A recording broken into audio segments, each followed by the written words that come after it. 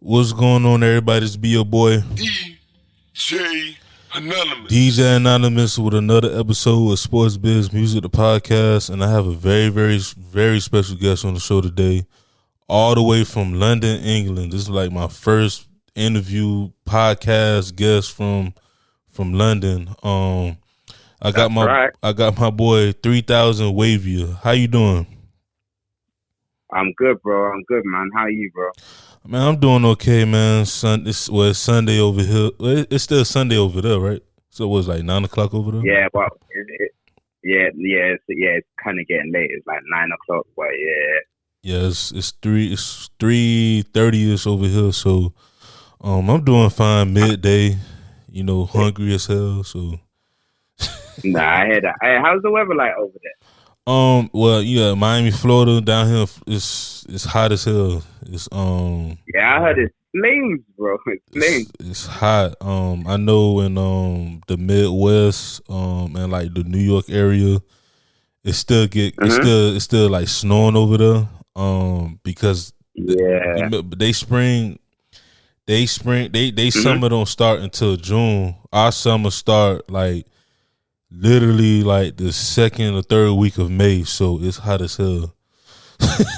Yeah, that's crazy. That is crazy. So it's not like the UK. UK is like it's like up and down, like bipolar. 1 minute it's just like summer. Next minute it's like it's raining. So yeah, you never know what you're gonna get, man.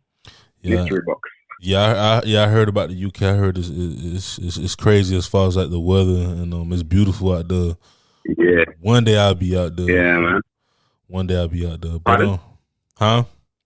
Yeah, no. Yeah, it's definitely come down. It's a vibe, bro. It's a vibe. So before we get into the podcast and the questions and everything, introduce yourself to the listeners.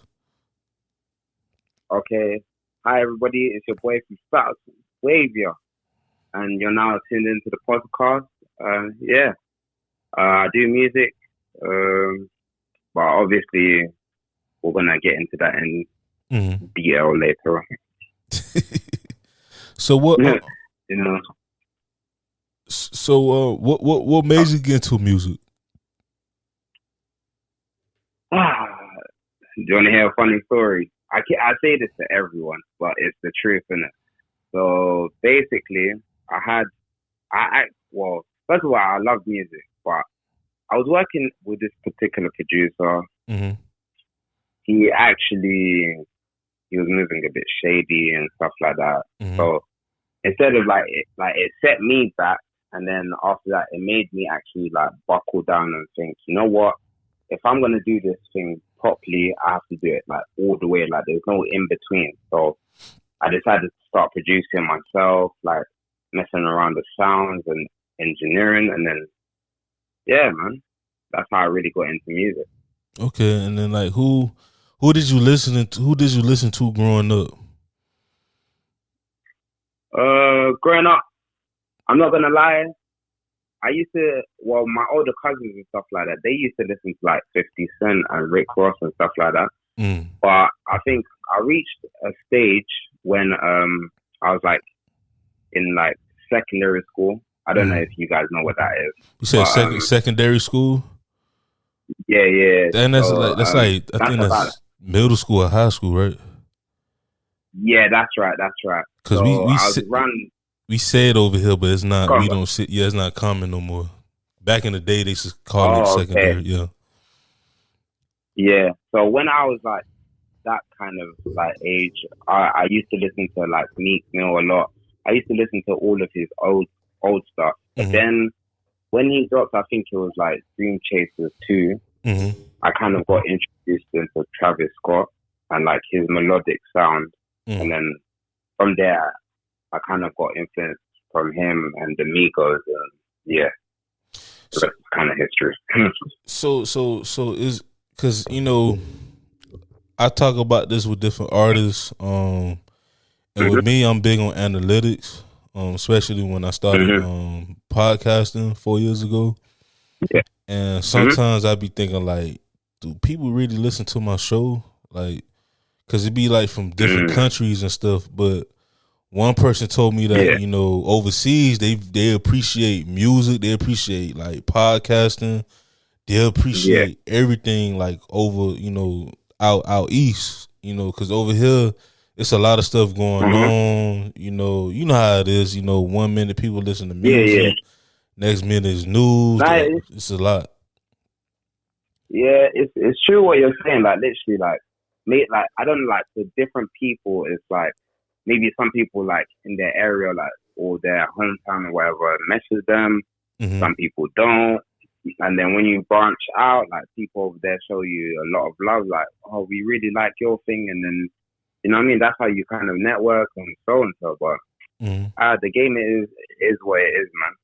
Mm-hmm. Yeah, it is. You got to just network and you know, Yeah. you know, get your name out there. But like Mm-hmm. just like for the listeners, you know, who don't really know much about, you know, the UK, like what's Mm-hmm. like how's the culture over there? Like how is it? Like from the food, from the music, you know, etc. The people, like how is it out there?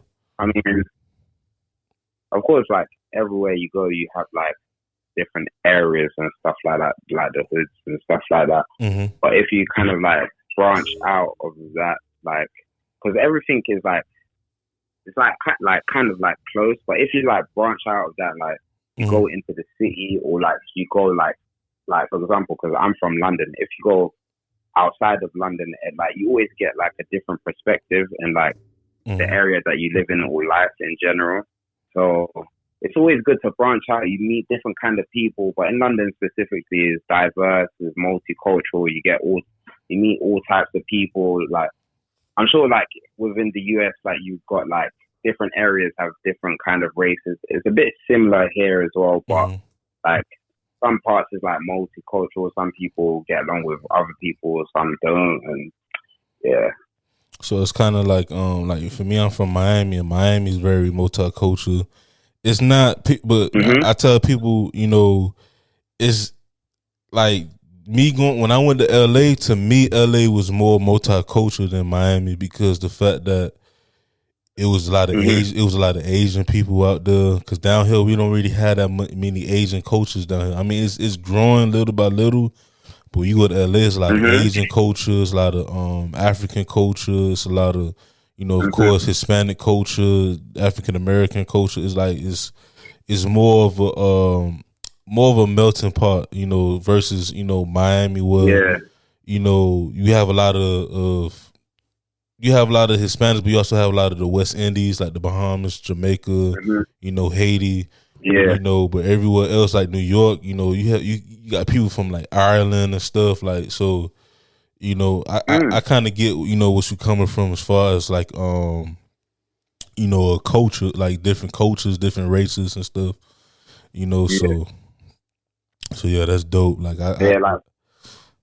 like with here, it's just like it's like the same principle, like you were saying, like the more like kind of outside of like London you get, it's like it kind of becomes like less multicultural. And y'all very big with soccer, with football over there. With the football, over here is a thing. I won't even lie, it's a thing. But my team's not really doing well at the moment, so I don't want to even speak on. I don't want to speak on that. I still support them, but I won't speak on it. So earlier you talked about how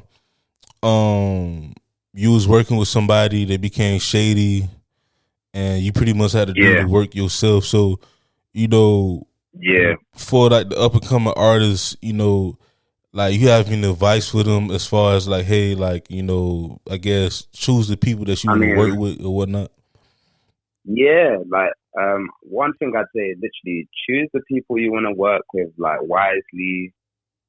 Get the knowledge whether you like think are doing it at home, like learning off the internet is better. But me personally, I went through the route of actually going through the education system, studying it. Like, I got a bit of knowledge, and then once I reached a certain level and I was confident in myself and my sound and my music, that's where I was like, okay, now I can maybe like help out other artists because I've got a label as well, and I've got like a few artists as well.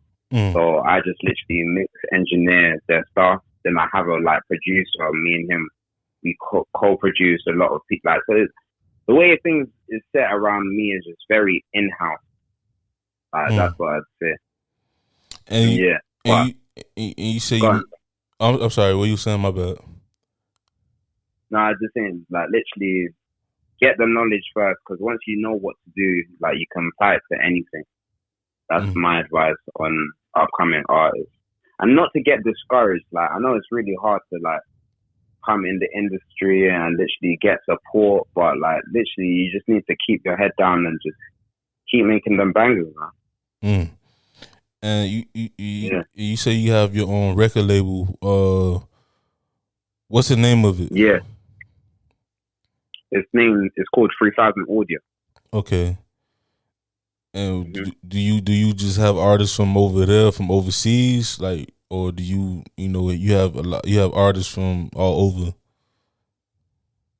Yeah, I'm literally expanding. Like when I first started, there was only like 3 of us, and we started back in like 2017. So I had a producer / artist, but these days he's more producing. He's from New Jersey. I actually connected. Yeah, I actually connected with him first online, and then I built another connect. And I linked up with another artist through another. Well, she was like a female, but I don't know what happened between them. But I met him. He's from Spain, and then majority of my artists are from the UK. But I'm always looking to expand. Oh yeah, and then because ain't nothing wrong with that, because expanding, like I was just talking to another guest before.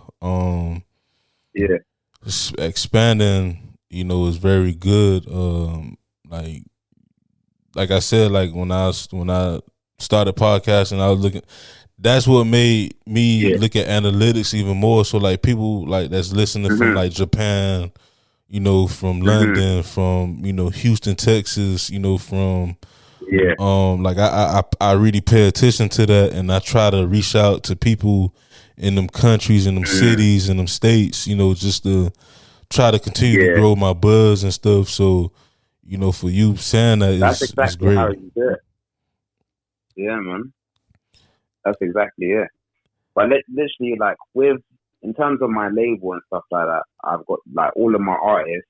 I've literally, because I produce as well with one of the other producers. So, we've like literally put together a project for each individual artist, and like literally once everyone's kind of ready, I'm gonna just like roll it out. Like we all done a plan and stuff like that. So, and then I think like towards the end of summer, I'm thinking of dropping like a compilation album or project or mixtape, and then that's gonna be with a mashup of all of us on there. Okay.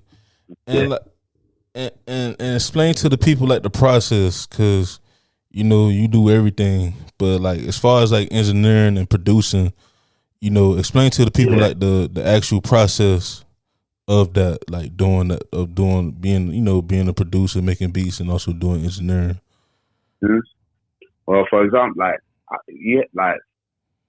got taught, like there's like 2 different types of producers. There's the producers that starts off with the drums and stuff like that, and then there's the other one that starts off with the melodies and stuff like that. I tend to start off with the melody, get an idea of the melody, get all the melody sounding nice together. I won't even mix the melodies first. I'll just literally get all the instruments and the melodies that I like first. Then once I get that, I'll literally put like a template kind of drum or rough idea down. And after I've done that, I'll then go back into the melody, start mixing it. And then once I've mixed it to the way that I like it, then I'll like arrange the drums and stuff like that. Then I'll structure the beat. I basically just do a whole boiling pot and then structure the beat around that. Okay. Yeah, because that's the process in producing. But engineering, and mixing vocals. Yeah, that's another side. That takes time because you have to actually like literally listen out for each frequency. Literally, it's sometimes if you're working with like a complicated artist, it gets too much. Yeah, I've seen it in person before. Like I went to, when I was DJing heavily, I went to different recording, sessions, and one of the things I noticed about the engineer, he was doing all this shit all over the place. I'm like, what you doing? And he was like, no, I'm just fixing up the vocals. I'm adding, stuff up that I chopped up. It's a lot of work. Yeah. So if you get that's why it's always like if you've got a really good artist, the work is just less work for the engineer. But if you don't have a good artist, unfortunately, you have to do all the work. And I have a couple more questions before we, of course, we end the podcast. But one of the question is like, is it a challenge? Like, I know we have social media. Everybody's easier to reach out now, versus about 10, 15 years ago. But is it still like a challenge because of the time zone to, network with someone like, someone like myself, that's from the States? Like, is it a challenge sometimes?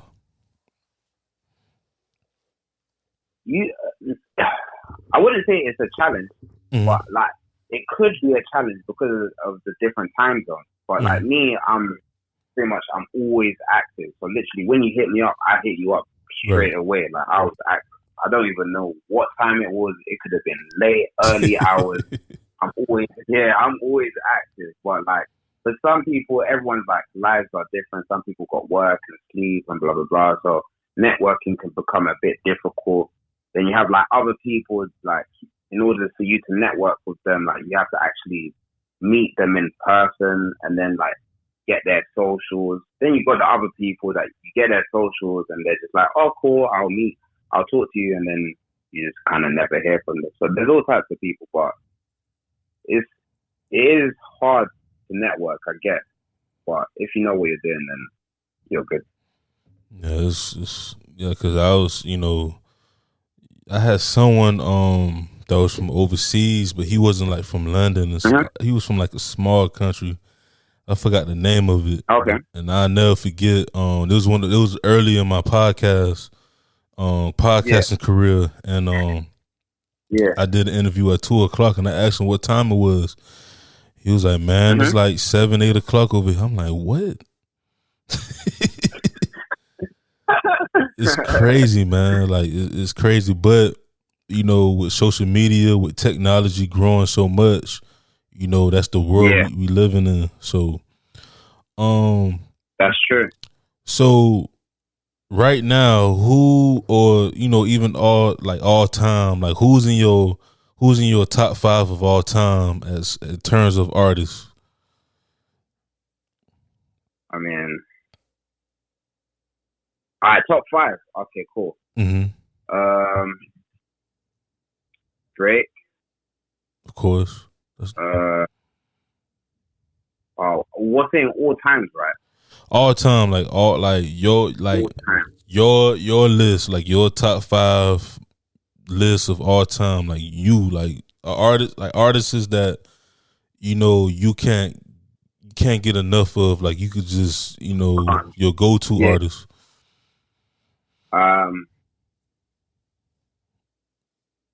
Kanye, okay. Drake.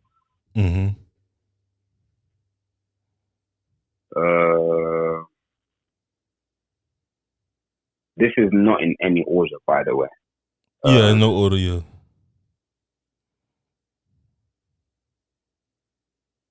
So you got Drake, Kanye, who else? I'd put ASAP there, but he's kind of underrated. Nah, ASAP, that's real, but ASAP is people do sleep on ASAP Rocky though. You say ASAP Rocky, right? Yeah. ASAP Rocky. Yeah. he's a guy like I can't even lie. I used to listen to like way back in the days, like before before like people around here like tapped in. Like me, I'm a very like tapped in person. Like literally, I listen to like what's gonna blow up and stuff like that. But ASAP, he's one of them. Like, who else? Chris Brown. Of course, that's to me. He's one of the goats. This man, any song you give him, like if you do a song with him one day, it's gonna be a hit. Like, you just know it's gonna be banger, fire. Who else? One more person. Wiz Khalifa. Oh yeah, Khalifa man. yeah. Because I used to bang out ONIFC in it. I don't know if you've heard about that, but yeah, you talking about you said the one who's in it was like a blue cover, right? When him sitting down. Yeah, and he had like some fur kind of white kind of coat or something. And it was sitting on, that one, classic. That's I think when that album first came out. Because a lot of people didn't really like Rolling. Was it Rolling? What was the first one? The first album was it Rolling Loud? Yeah, the one with the black cover art and with the black T-shirt. A lot of people, I know that one. Yeah. A lot of people had mixed reviews with that album. Of course, it grew over time, but the ONIFC one, that to me, that's probably his best album. In my opinion, it's very underrated. Just like the production from like Juicy J and stuff, like that album. I mean, even like Black Hollywood was okay as well. Like, it was. I think it was in that same kind of boat. Mm-hmm. I just think people got used to Wiz Khalifa as far as like his mixtapes, and you know when Kush and Orange Juice came out. To me, that's the best mixtape ever because the production, like it didn't even sound like a mixtape. It sounded like an album. So that's why, like to me, that's in my top 5 of like mixtapes of all time. If people, ever ask me, did you ever hear? I think he put it out as a mixtape. I think it was for like 28 grams or something like that. Yeah. You know about that? Yeah. That was decent as well. Wiz Khalifa, he's one of them artists that's like very, I don't want to say underrated, but very unappreciated because the fact that, he came from that underground, he came from that mixtape era, he blew up. When he started getting commercialized, people didn't like it, but then when people started realizing what he was doing commercially, like the man he's still the same person, so. Yeah. That's a fact. So so where do you the last question I have is where do you see yourself 5 to 10 years from now? 10 years from now, I see myself becoming one of the hottest label in Europe. That as an independent, I think we're going to be one of the hottest in Europe. I know it's a big statement, but cause Europe is very big. I trust me, I know, but the groundwork that we're putting in right now is just crazy. It's crazy. No, but I believe you. I believe in you. So, I'm gonna follow your career. Don't forget about your boy. Love, man, much appreciated. I'm gonna send you some stuff as well. Send you some stuff. Yeah, send me everything. Send me things so I can start following you. Start listening to you more, and like I said, like I tell every guest on the show that. Once you a part of the Sports Biz Music Podcast family, you are alumni. So any any big releases you have, coming out, you can always reach out to me and I can tap in with you and I get you. Yeah, so I'm here. I'm always up, so I'm here, man. And you have any shout outs or recognitions before we close out the podcast? Yeah, sure. I just want to shout out Evo LVD, Turbulent Unbroken, D Maze, 4x2 AP, Bearman, our producer, GK Beats, J Ibs, I would say Too Blessed to Be Stressed, Grimy, and the whole team. If I missed you out, sorry about it. But yeah, man. That's it. And once again, thank you for coming on the show. We got to do this again. And I know it's late. I know it's getting late over there. But hopefully one day in the future, once I get my bag, I fly out there and then we could do a part 2 in person. Yeah, or vice versa. I could come your ways. Yeah, no vice versa. Vice versa. So yeah. So this. One more shout out. Okay. I forgot Sword of Soul. Top artist. He goes and he comes back with bangers. That's all I gotta say. Okay. Make sure you get all your shout outs before we close it out now.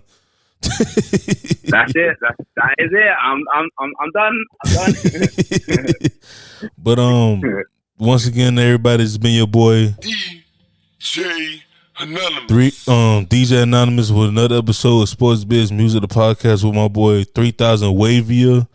And we out. 3000. Peace. Thanks. That was dope, bro.